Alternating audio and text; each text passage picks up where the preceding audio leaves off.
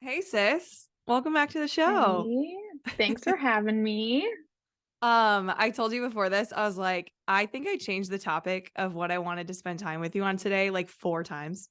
hmm Yep. Which, as Burkhardt girls, we have to like be able to work on the flow. So I gave We you a we brief adjust. outline of what we plan to talk about, which is obviously leadership. And maybe it's because I'm coming off of the NFCA conference where I'm just surrounded by incredible leaders in the game. I don't know, including your past coaches. But there, and also if there's a little scratch in my voice, now you know why. But I think this is a topic where you're a very humble athlete. I'm pretty sure dad and mom had a huge influence on this in us. They like to instill humility in us, which made you and I feel like, and correct me if I'm wrong, really good leaders by example. Like we weren't always like Mhm. the super loud, exuberant leaders on the field, but we were always taught to like put your head down, get the work done. Um, and I would say that we were more of leaders by example than anything. Would you agree with that? Oh yeah, definitely. Um, I just think it like goes in with like my playing style too. In order to be like in order to be like my best self on the field, I felt like I needed to keep in my composure. So like, I don't think you'd ever see me like too high or too low, and like that's kind of like how like my leadership style was too. And like, yeah, I was definitely like a lead by example. Like definitely early stages of my career, but I think like as I got more comfortable, I may have been more like vocal, but like majority, yeah, definitely lead by example. Yeah, but you weren't like freshman year, first day of practice out here Oh no, talking, no, no, right? Like it was no, no, something no, that you had to like earn over time. And I think no. I can definitely relate to that too. And it's not like you never stood up and like got loud and said things that needed to be said.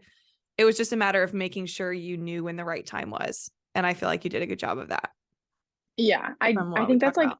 I think that's like a misconception with like leadership is like there are times and places to be, I don't know, vocal. Like in my opinion, I didn't think I needed to like stop practice to voice my leadership. Like that just like wasn't like my style, but like for others like it is. I think it's just like your comfortability like as a player and a person. So, Yeah.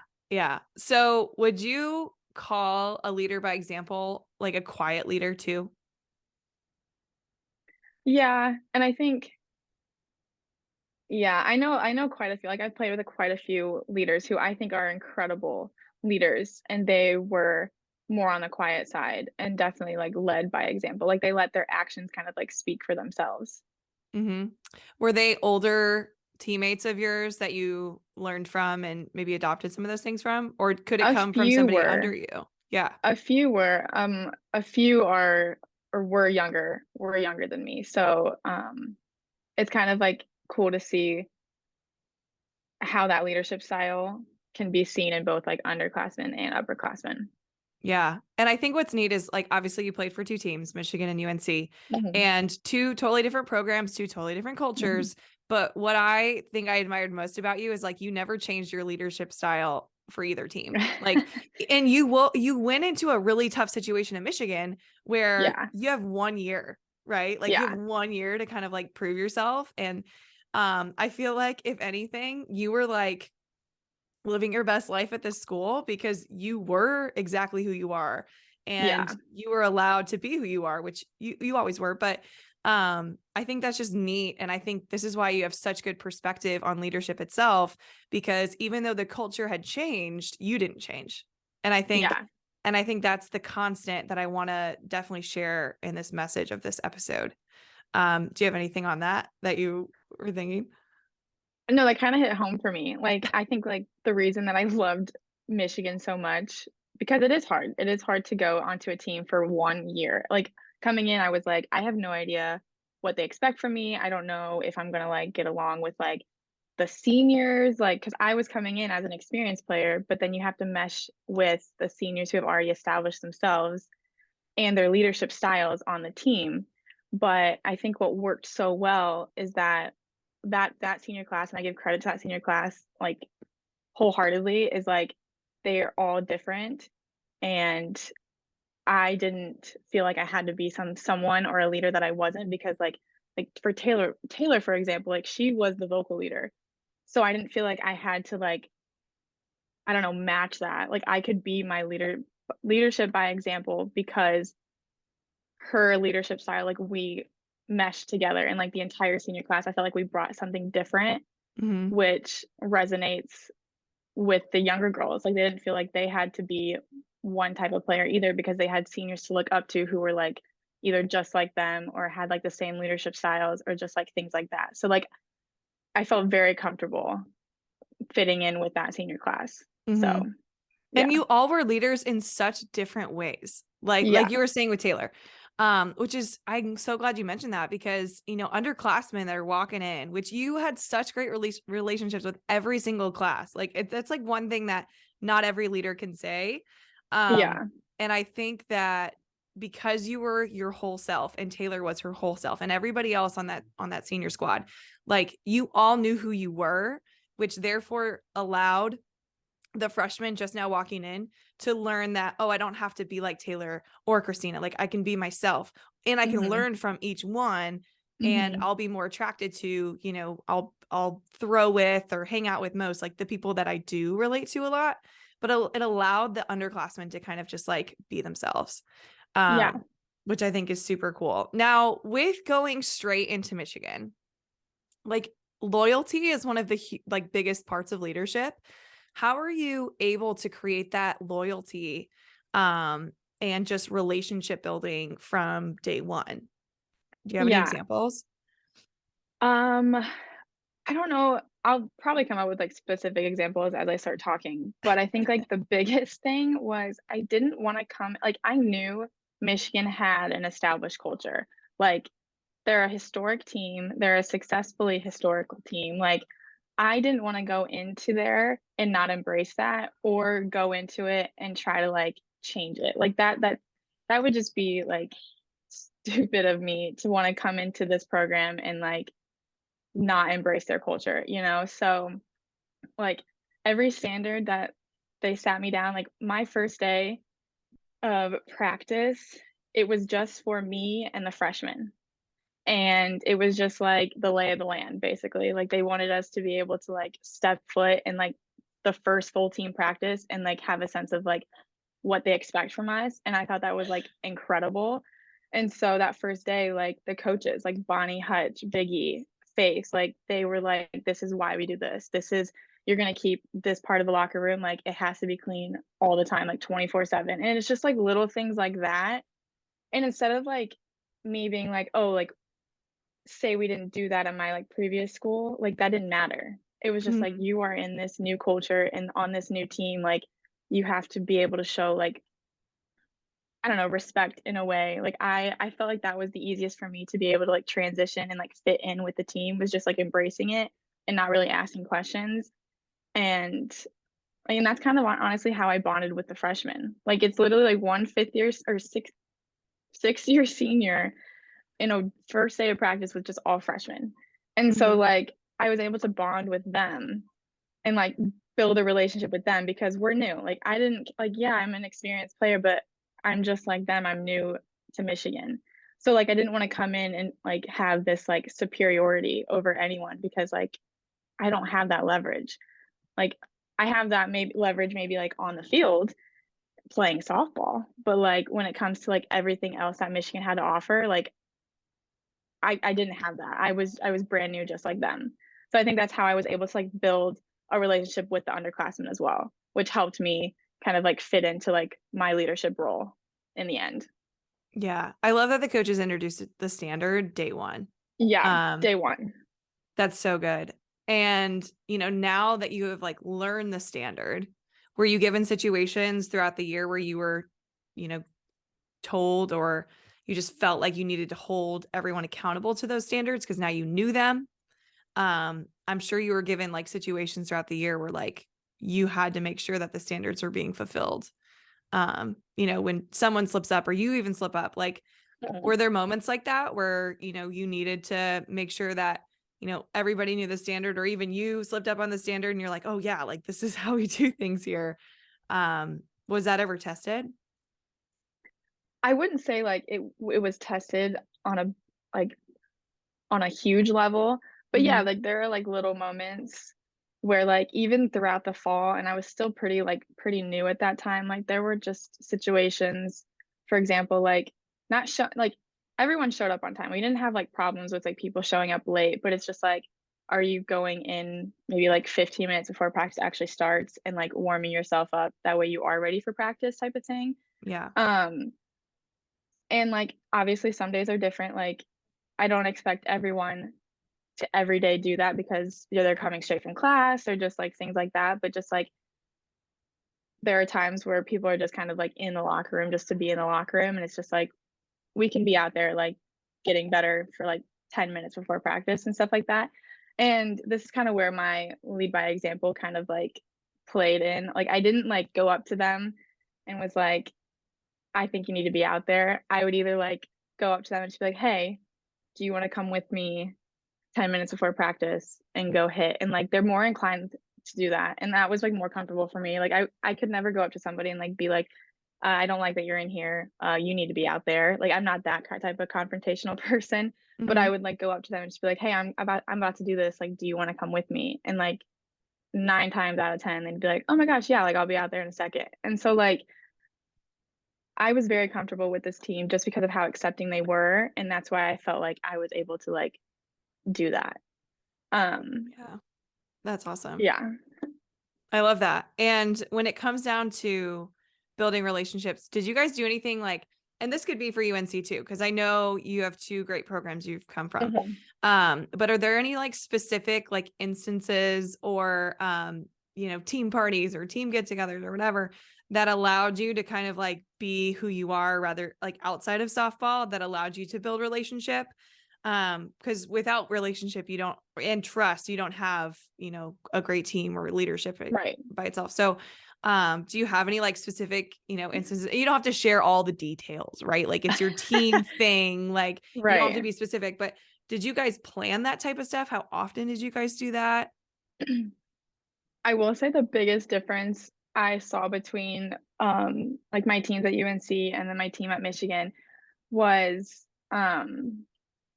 the involvement with like the entire team. So like at UNC, most of our like get-togethers, it seemed like forced by the coaches because like the coaches like wanted us to be a team that connected. Mm-hmm. But once they kind of like said that to us, it just felt like every time the team got together, it was forced. Yeah. And like I would hang out with any of them, any day, anytime. Like I was very close with like all my teams at UNC.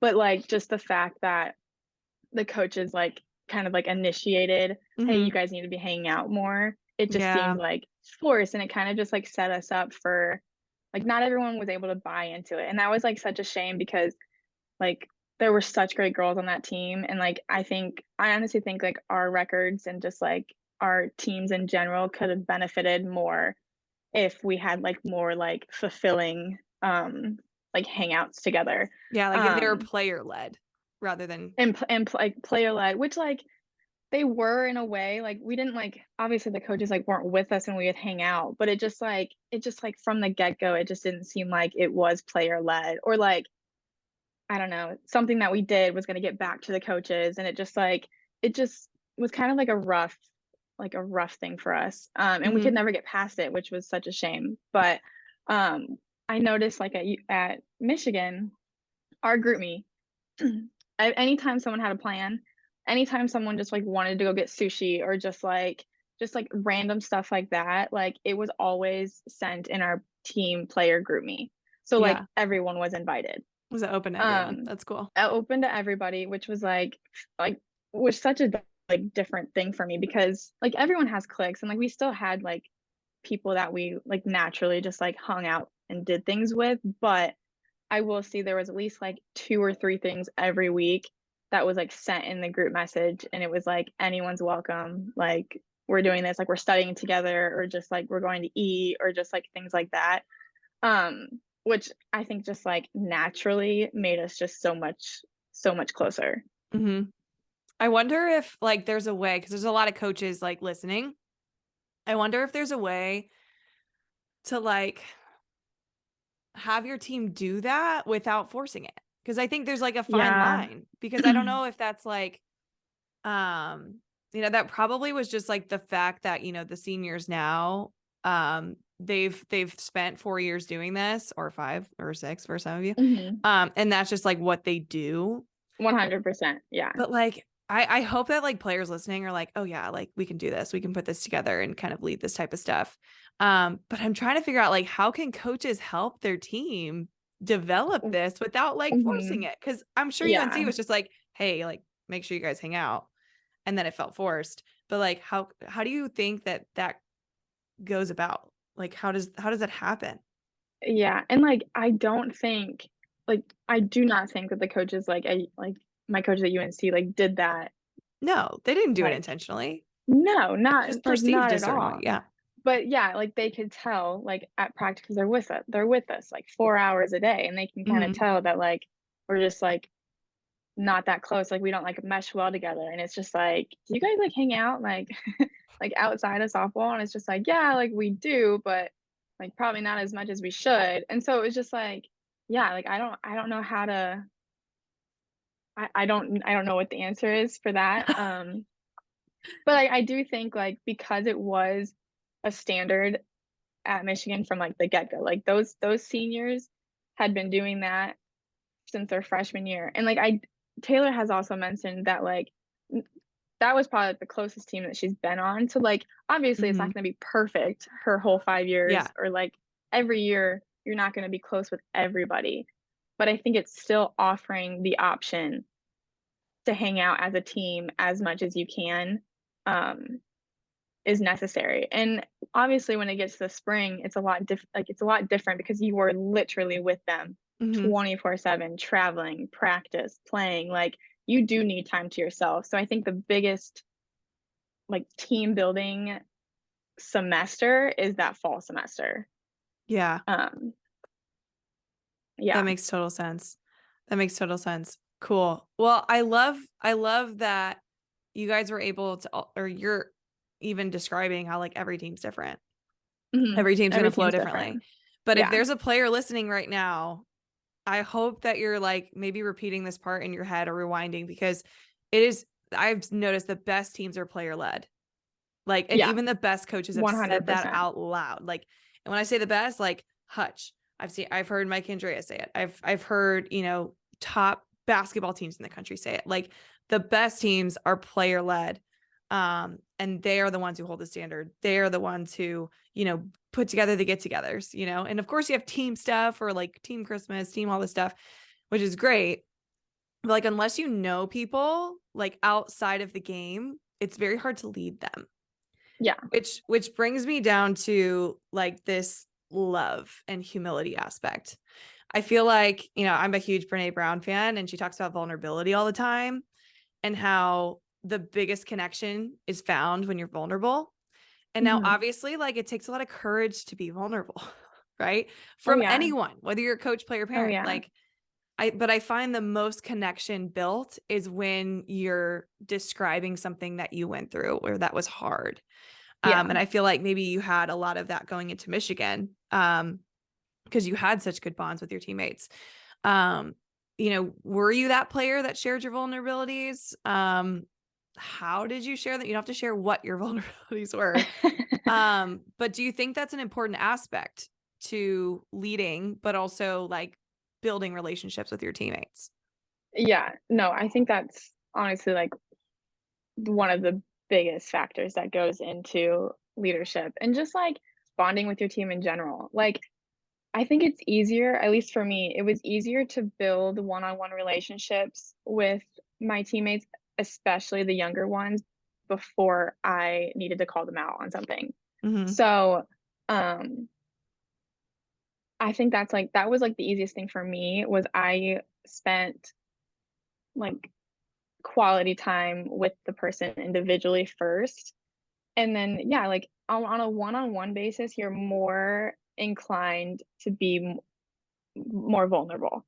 Like, in a group setting, Like group setting, count me out. Like I cannot show vulnerability. I can show vulnerability to every single person in that room one-on-one, but when it comes to like in a group setting, like you will not be hearing from me. And that's just like my, I don't Mhm. know, my rate of comfortability. So I guess like my leadership style was like getting to know a person on that like love, trust, honesty level, like one-on-one. And I think that helped me. And I honestly think that helped like my younger classmen too, because like seeing like a senior wanting to get to know an underclassman, like that's huge for them. Like they're coming here, they know nobody. This is their first time ever competing for an elite like Division 1 team or just like any division, any team. Like this, like they don't know what's going on. You do as a senior, like even as a junior, like what's expected from you. So like the least you can do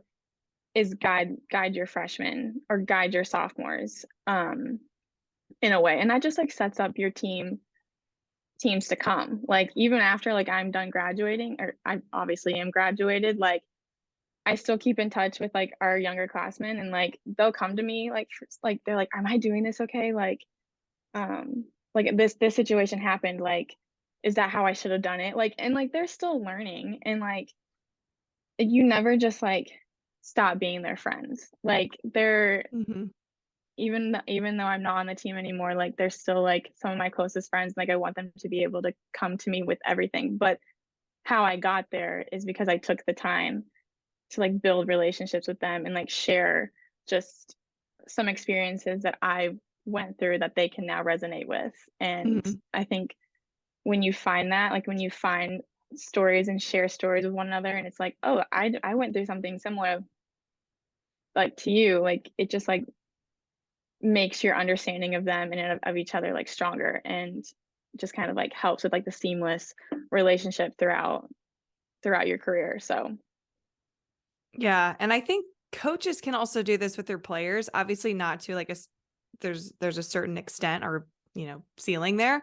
But, yeah. I think coaches that I responded to better shared a little bit about their personal life. They Yeah.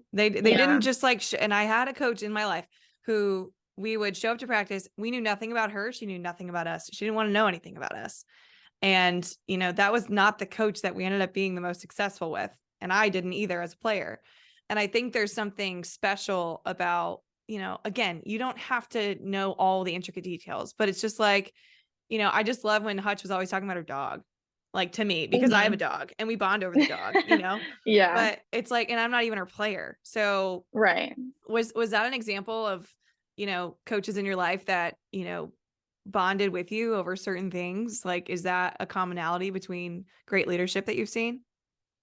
Yeah. And I also think that like changes within players though, because I personally didn't really share a lot of like, I don't know, deep personal stuff with my coaches, but I think I've had very close relationships with majority of my coaches over the Hmm. years. And like I guess I didn't really have to like share, you don't have to share like super vulnerable things or very personal things, but just like I honestly think just having like conversations with them on the side. Cause like I mostly talked about softball with them, but I think it's just the fact that I initiated conversation, like one-on-one conversation, kind of just like built respect with one another. So like I personally wasn't a player who shared like I mean we grew up not really like sharing like a lot about ourselves. So like No. they didn't expect that from me either. But that's just kind of like who I am. Like there are some players who I've played with who like sit in the coach's office and just like share about their weekend or their holidays and stuff like that. And I think that's like totally fine. As long as like there's like a boundary there. But like for me, I was just fine, and I have great relationships with my coaches, and I didn't feel like I had to like overshare things about myself or just like my family. But I do think like Bonnie, like she remembers everything. Like Everything. you can tell her something that happened like 2 months ago, and then she'll remember it and just be like, hey, like how did that thing go? And it's just like, wow. It's Like, amazing. She's incredible when it comes to memory like that. yeah, and like it's very genuine too. Like she like genuinely like is just like, wait, I actually like want to know how that went. And so like just like little things like that. She didn't have to do that every day, but it's just like once in a blue moon is honestly like enough. 'Cause it's just like, wow, like she was actually paying attention. Like she genuinely like wants to know like what's going on in your life and just like things like that. So I Yeah. appreciated that. I was just about to mention the same thing about how like great coaches, they make you feel special. And when they know or remember like a small fact about you, it doesn't have to be like this astronomical fact, but something that's Yeah. personal. It's like, yeah, like that thing did go well. Yeah. Thanks. Um, yeah, and it's those little things. And that's why like we haven't even talked about what does practice look like. You know, Oh my we gosh, haven't yeah. talked we haven't even talked about like all this other stuff, but like before you can even get your athletes to do things that you ask them, I've learned that like Mhm. you have to be able to have this trust and this bond, which is why softball is so cool because you can do this in the fall and you have games in the fall, but like they don't matter as much.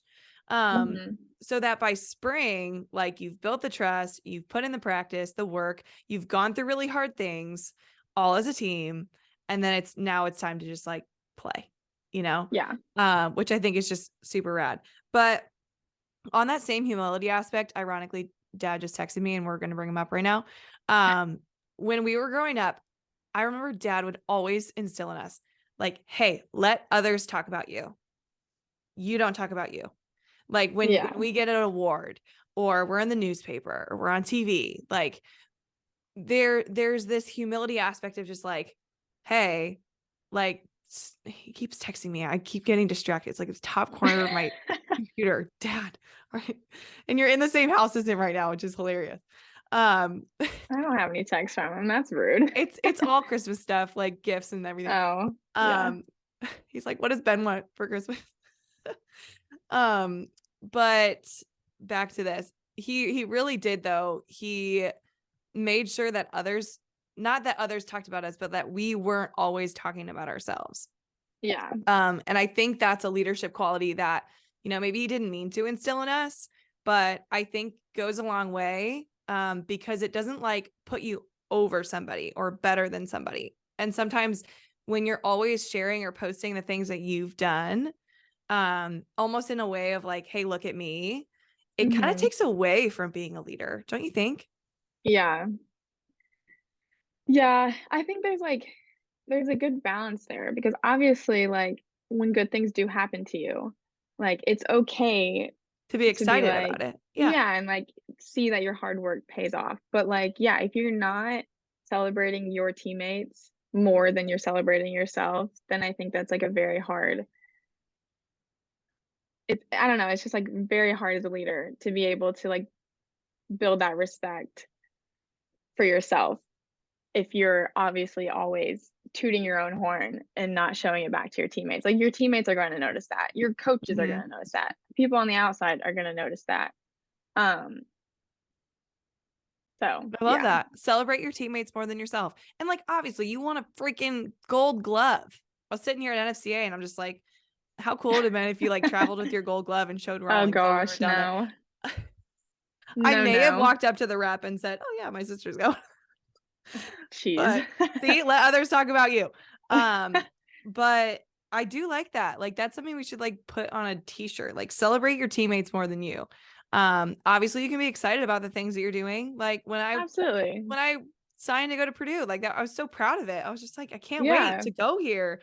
But what does it look like to celebrate your teammates? And you can talk about in-game situation, practice situation. What does it look like to celebrate other people? I feel like there's a lot of different ways. I know there's a Um, million.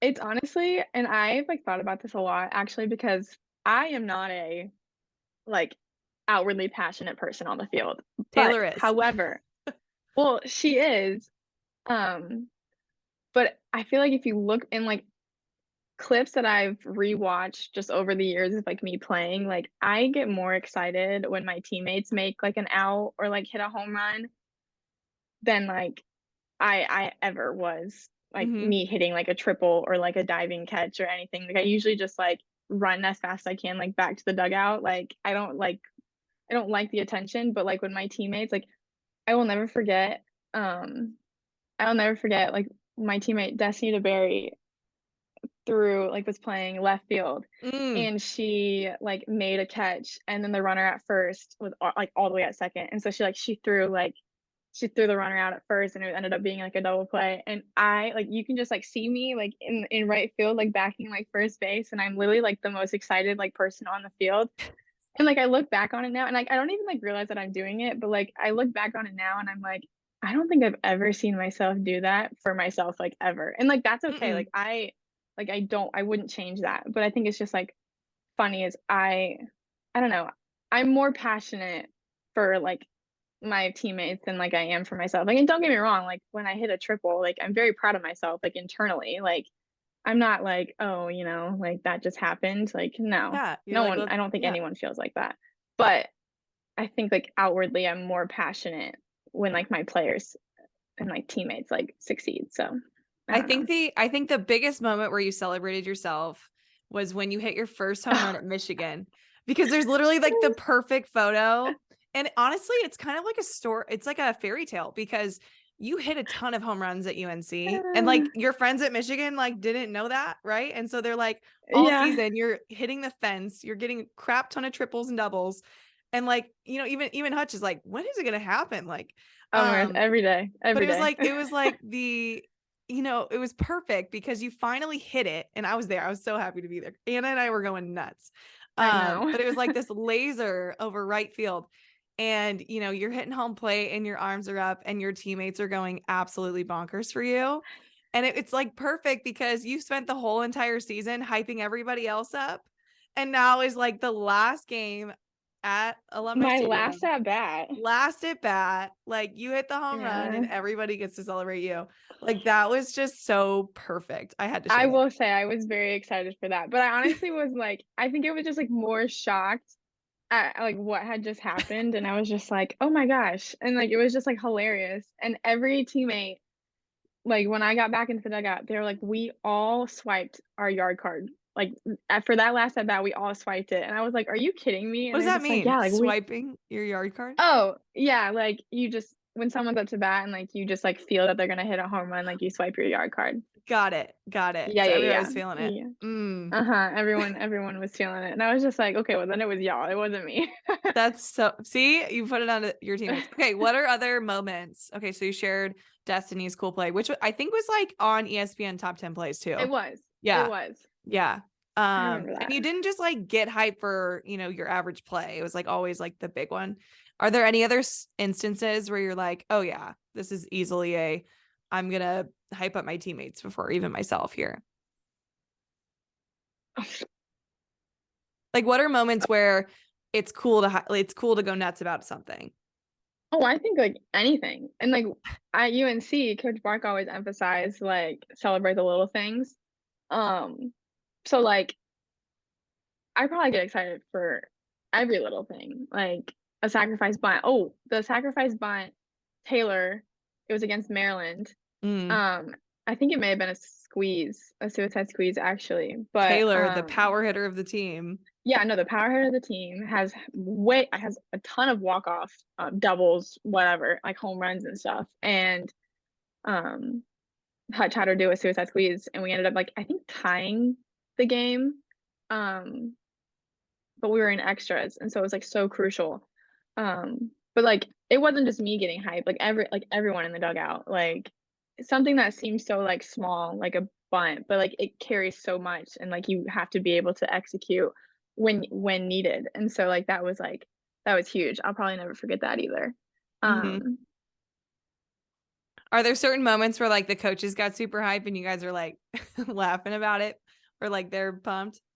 well, Hutch, and I don't know if she's always been like this or just like over like I don't know the last few years, but like she gets so excited about things, like so excited. She'll jump in the air um on third base, coaching third base, and it's just like so funny to see. But I think that's necessary in some ways. Like obviously if that's not your coaching style, like that's understandable, but the players naturally look to their coaches. Mm-hmm.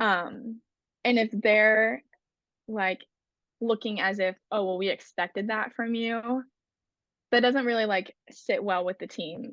Mm-hmm.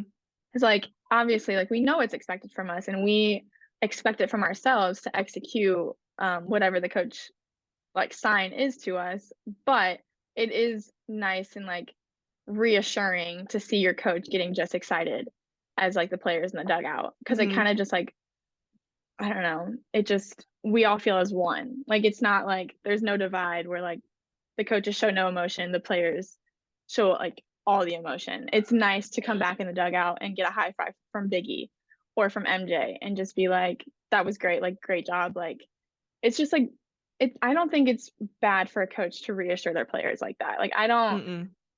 I think if I were to ever be a coach, like I wouldn't be the type to like, well, that was expected from you, or just like kind of just like doesn't go up to their players and doesn't reassure them. And it could be like a routine play, you know, like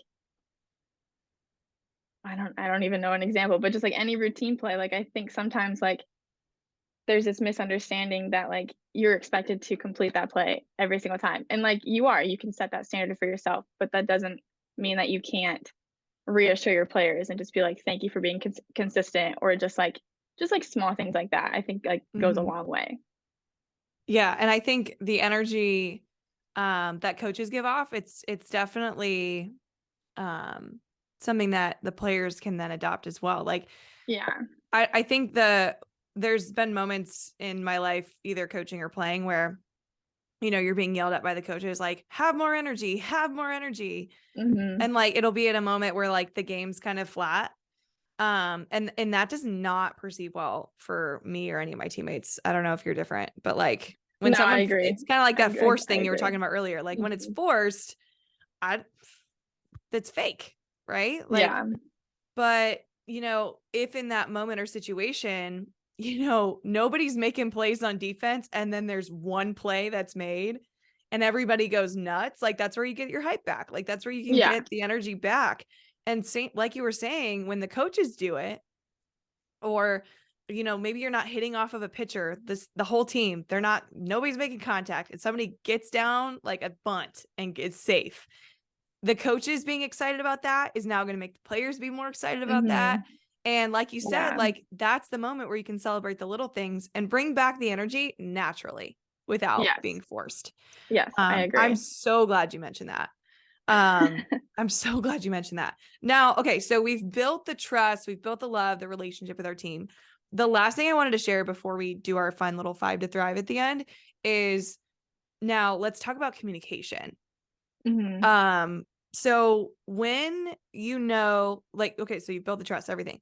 When something is not going well, like we're in a funk, the team's not themselves, and something's off, like what are the ways and I'm asking you specifically, I'm not asking how other people do it.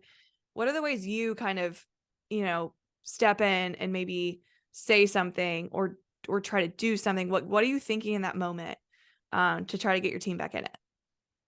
That's a good question. It's very hard, I will say, like in game when you notice it. And it's just like an oh crap moment. Like, because obviously you have 7 innings to work with. And and I think you can kind of tell in like warm ups, pregame, like when the team's kind of in a funk, or Mm-hmm. just like kind of like going through the motions. And um, as a leader, like that's a lot of pressure because it's just like we are about to play a very important game. And like the team, it's not like they want to lose, but you can kind of just like tell like something's off, like either whether it's energy or focus or just like things like that, like you can kind of tell. And um the way, and I don't think I have like a great answer for this or like something to solve this, but I guess like how I would do it is we would split up in groups for warm up, and like I was in the same group like every game. And so like I got very close with those 4 girls, and like I kind of just be like, does something feel off? Like you kind of just like have like those small conversations with them. It's just like, does something feel off? Like, did something happen today? Or just like what's going on?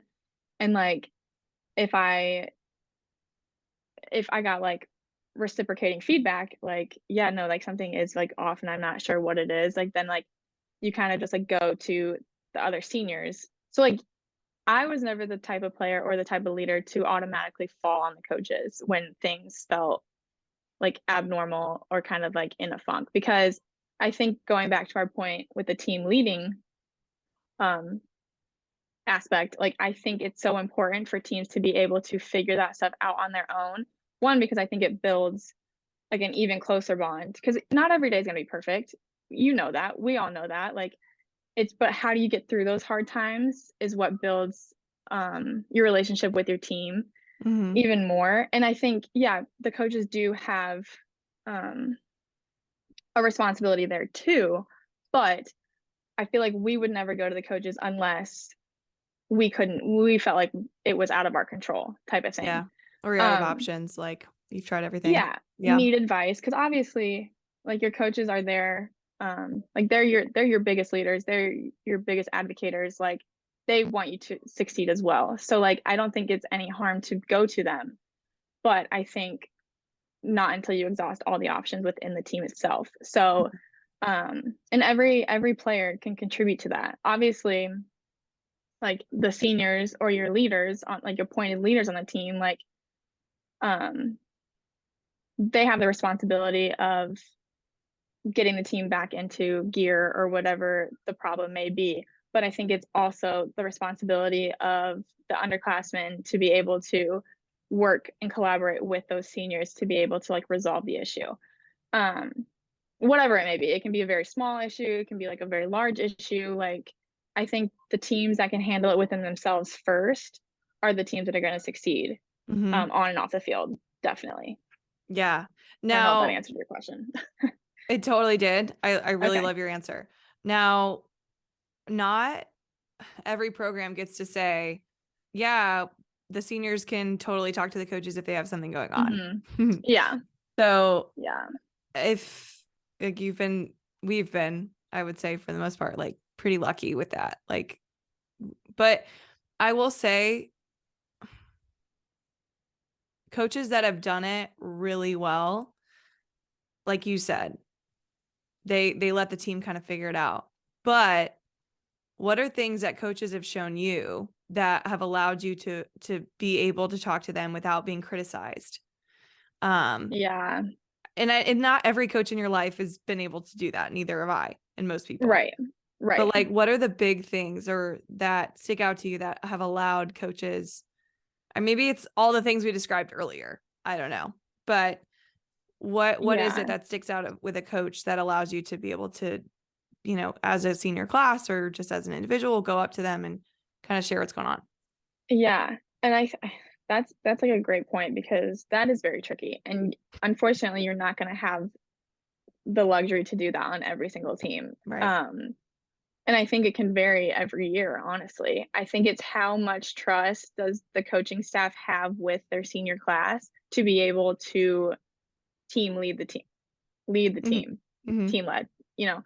Because I've been on teams where I don't think the coaches had a lot of trust in a senior class to be able to lead the team on their own. So then those coaches felt like they needed to micromanage a little more, which may have been necessary in some circumstances, but when you start micromanaging a team, it's gonna implode, honestly. Like, I think having genuine trust in your senior class or your leaders, um, to be able to hold the responsibility of setting standards for your team um, or just running it in general. I also think like treating us like adults Mm. is a huge factor, and like letting us make mistakes, because we are still learning just like they are. Um, so if we make one big mistake and then that's like we have a short leash, like that's not going to do us any good either. And I'm obviously, if a mistake has happened, like there's needs to be a conversation had. Like I think there's like this misunderstanding that in order to have like a cohesive team, like there can't be any like hard conversations. Like I've had plenty of hard conversations, and um, Taylor will tell you that the coaches have like had very hard conversations with her in the past, and like that doesn't take away the trust and respect that you have with one another. I think they're very necessary when needed to happen. Mhm. Um, and I think that just like builds trust, because when you have those hard conversations, you're able to communicate like effectively their what they perceive and like what we perceive. And I think like for a lot of teams who like may struggle with the like the divide between coaches and players, I think it's just like misunderstanding, honestly. Mhm. Like your perception of why the coaches are doing what they're doing is entirely different than like their intentions. Yeah. And so I think having those hard conversations like is so necessary. And they don't have to obviously be like heated conversations. Like you can have hard civil conversations, and it's like, wow, that's very eye-opening. And I think that Mhm. like trickles down to the leaders and the seniors on the team being able to have those same hard conversations with players on the team. So like treating us like adults, I think, is a huge factor as well. Like letting us have that responsibility, and then when we slip up, we have conversations about it, and it just like builds maturity throughout the team. And I think like um I just lost my train of thought, but I think like like maturity, treating us like adults, communication, and even just like love, trust, respect, I think all plays into it. And like um that might sound like too good to be true, but like you can easily work on all aspects of those and create like a very well cohesive and like loving family team. So I I'm glad that think I you just want mentioned that it's work, because it is it work. is work. Relationships are It work. is. I am married Yeah. now. It is constant work. Like, let me tell you, and the lack of Yeah. communication is what leads to, unnecessary thoughts. Like you Yes. have to communicate, whether it's Yeah. your best friend, whether it's your coaches, whether it's your teammates, like communication is everything. Now, I want Hmm. to ask this one question because it's like one that constantly comes up about communication. So, can you give a prime example of what you would do as a leader by example when, mistakes keep happening or errors keep happening? Like, what is your go-to? Like, what is your, what do you say? What do you do? Maybe if you make the mistake and whether a teammate makes a mistake, let's say you make a mistake. Oh my gosh, ball went over your head, ball popped out of your glove, whatever. What do you do? Do you say my Um, bad? Do you go point at somebody else?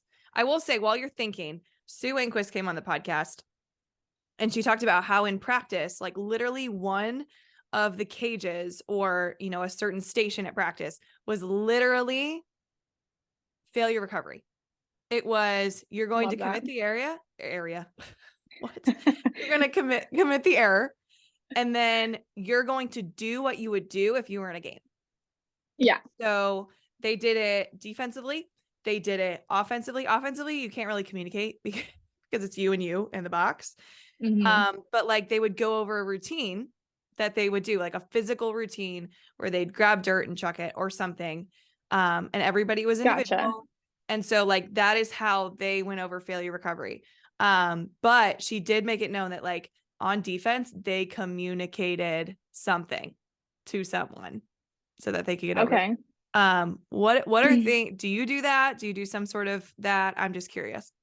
Um, in the outfield, it's a little bit different just because we're so spread out. So like if I were to make an error and my left fielder or my right fielder were near me, I would kind of just be like I would just kind of like let out like a deep sigh, and I'm like, crap. Like, and it's like something like that. Just to let it out. And Mm-hmm. then like 9 times, maybe even 10 times out of 10, like my teammates would just be like, you're good. Like it happens type of thing. And I think that goes a long way. And then I think what's really important is what do you do after that play?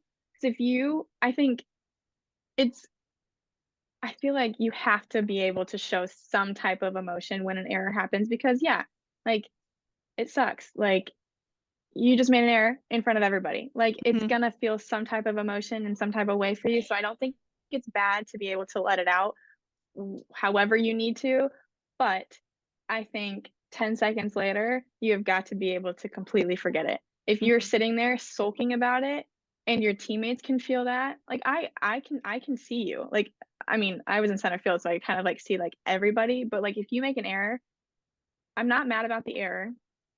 I'm mad if afterwards I can still tell 10 seconds later that you made the error, Mm-hmm. because that doesn't give confidence to me. If a ball is hit to you, I don't know what's gonna happen because you're sulking about the previous play, you know? So, Mm-hmm. I don't think showing emotion, when you do, make an error is bad, um, but I think it's, like, what you do after, Yeah. and I felt like I took a lot of pride in that because I didn't, um like, I didn't want to show my teammates that I was still upset about it, because as a leader, I have to be able to set, like, the highest example for them. So if I'm standing in center field, or I'm in the dugout after, like, a strikeout and I'm, like, pouting or, sulking about something that I just did, what are they gonna do? They're either gonna do the same thing, or they're gonna be like, "Christina's off today, like, what the heck are we gonna do?" Like, Mm-hmm. Yeah. it just, like, It it changes the creates, like, a energy. trickle. Yeah, Mm-hmm. it creates a trickle effect. So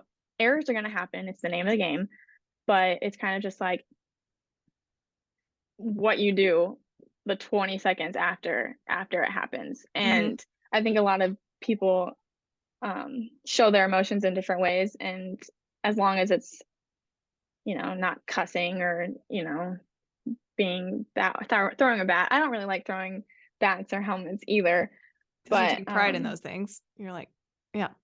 yeah, but I don't think showing emotion after an error is bad, um, It's like a at little all. bit. Yeah. Yeah. I'm so happy I asked that question because that was such a good answer. Oh, That was I feel so like good. all I do is go on tangents, but No, but it's so good. And so if you were to see like maybe a younger teammate who looks up to you and yeah, you see them sulking for a while, you'll have the conversation, right? Like in the dugout yeah, after the inning, be like, "Hey, we got to figure out how to get over this faster." Like because I'm losing trust in you if you are still looking like this. exactly, Yeah. So you would exactly. encourage a conversation. Yeah, and one-on-one, I don't really like when you, like, bring more people Yeah, into the I conversation agree. or just the attention. Like, because how would you feel if 3 seniors came up to you and just started bombarding you with questions, or, interrogated you about how you responded to this one My thing? Like, gosh, that's I'd poop my intimidating. pants. That's intimidating. Um, so I personally like just kind of like the one-on-one, and, like, obviously when you're in a dugout, like, every player on the team is in the dugout, but, like, I usually just, like, pull them to the side and, like, not whisper, but just, like, have, like, a quiet conversation, like, in games. Or, I mean, I had the luxury of being able to do it in the outfield, like, when a play would, like, bring me closer to either my right fielder or my left fielder, or just, like, a timeout and we could all, like, get together, like, that's what Hmm. kind of like, I would have, like, the conversation, because I think it's better to do it right after it happens than come back to it, like, an hour later, a day later, a week later, because then it's just, like, the emotions are gone, like, you don't remember exactly what happened, but, yeah, you're bringing it back, and then you've let this player, um, sit on it for an entire week, and it's just like, well, if it was that big of a deal, why didn't you come to me sooner about it? So I think tackling, um, the conversation as soon as it happens, if you can, Hmm. is the best. Yeah. And the last thing, I'm going on a tangent now, but the last thing I'll say about that is maybe if you don't have that type of relationship with this player, somebody else on the team might. Yes. And since you're on the same page of winning, like going up to the other person, being like, "Hey, like, can you have a conversation with her just like about getting over it faster?" And like, I think that would go well too. You have to kind of know Yes. like who's going to listen to who a little bit too, Yes. in Yes. order to get the message out. But man, I really love that last part. Okay. Definitely. Any other thoughts on leadership by example before we go into our 5 to Thrive questions that you're like that you're thinking about it or anything? Ah, I mean, the only thing I would say, because there was a time my senior year where I think the coaches wanted me to be more than just a leader by example. And, like, I Mhm. do understand at some points, like, you are gonna have to be vocal, but that's not that's not where I'm most comfortable. So, Mhm. like, when you ask me to be something that I'm not, um, that year just didn't go very well for me. And I think it had a lot to do with like the expectation of me being someone that I wasn't. Um, and I feel like I burned like a few bridges with some players just because like I felt like I needed to be more vocal and have more openly confrontational conversations, and I hated that, and I think they hated that as well. So I guess my advice for that would just be, like if you're ever in that position, honestly, I wish I would have had the conversation with my coaches about it sooner rather than later. Um, so if you're being asked to be someone that you're not, don't feel like you have, like don't put yourself in a position that's going to make you uncomfortable and like not your true self. Mhm.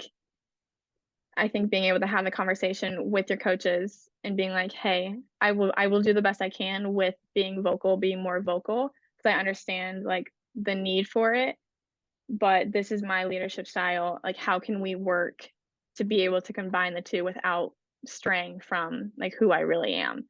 Yeah. Your Um, authentic self. Absolutely. yeah, because I think you play your best, you are your best teammate when you're your true self. So I felt like that year I didn't even like recognize myself, and um that was just something that I feel like I often look back on. So that would just be like my biggest advice. Mm. You're your best teammate when you're your best self. I love Yeah, that. 100%. So good. So good. All right. You ready to do this? These 5 to 30 questions. Yeah, These are this part all actually makes different. me very nervous. I know, but I love this. I love this about 5 to Thrive. It's like you're an athlete. Like, and they're things that, you shouldn't have to think too hard about. I mean, they just come, whatever. Hmm. The first one's easy, I think. Where will your Rawlings Gold Glove permanently go? Oh no. Okay, well, Like dream situation, like this is where it is. dream situation. Yeah. Like, I'm just curious. Well, now you're getting into like a whole new thing because I have a plan for what my future basement will look like, Let's go.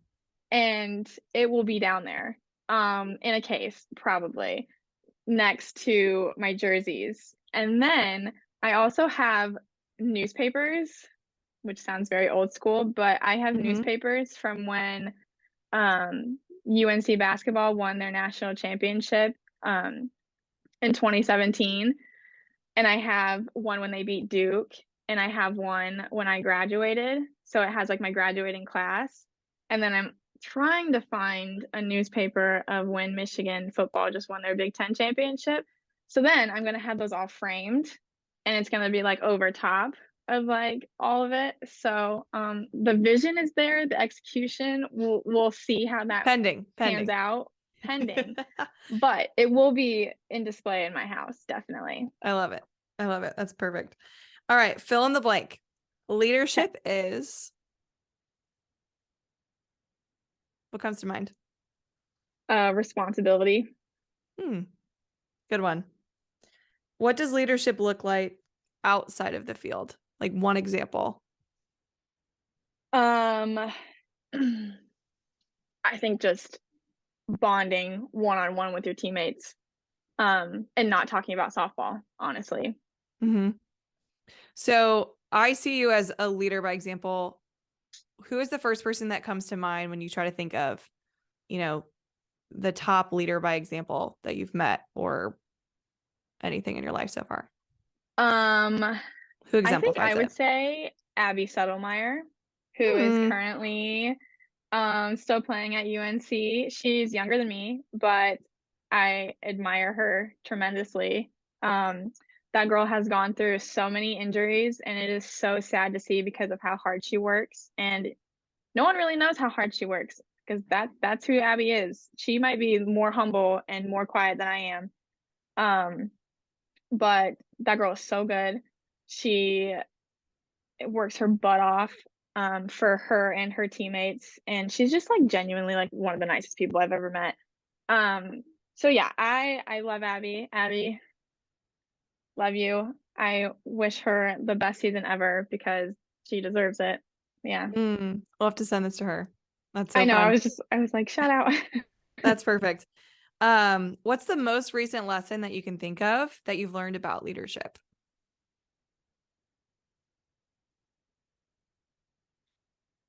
Oh, you don't get to choose when to be a leader. You can't have Mm, you can't have moments where, yeah, I'll step in because I know that I'm comfortable in this position and it's going to benefit me in a way. You have to be able to be a leader in the hard, the good, the mediocre, everything. And that is, yeah, that's something that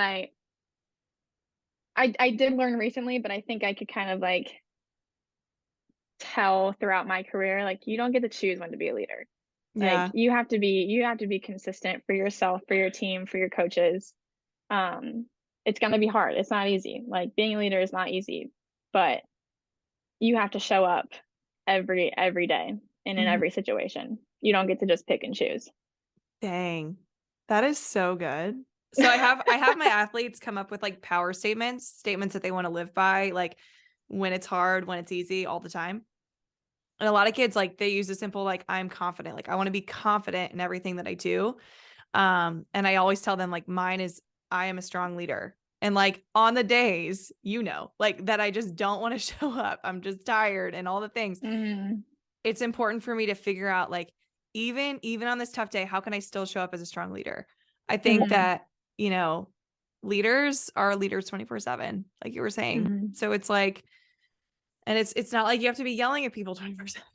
I think No. if you listen to this podcast episode, you understand leadership is not that. It is so many more things. Yeah. But I really respect that answer. That was so good. So Thanks. good. All right, sis. Well, that is our episode for today. I'm so excited that you were back on. I'm excited to see you soon for the holidays. Yeah. And just want to thank you again for coming back on and just being that selfless leader that we had to have on the show. No, thanks for having me. I actually am glad you changed the topic. This was a fun topic to talk about. We'll get to the other topics But too, but this was a oh fun no, one. that's fine. That's fine. But no, this was a lot of fun. So thank you. And if you ever do want to be a coach, I think you'd be a great one. I'm just going to say that too. Thanks. Oh, I appreciate that. All right. Love you. Thanks for coming on. Love you. Of course.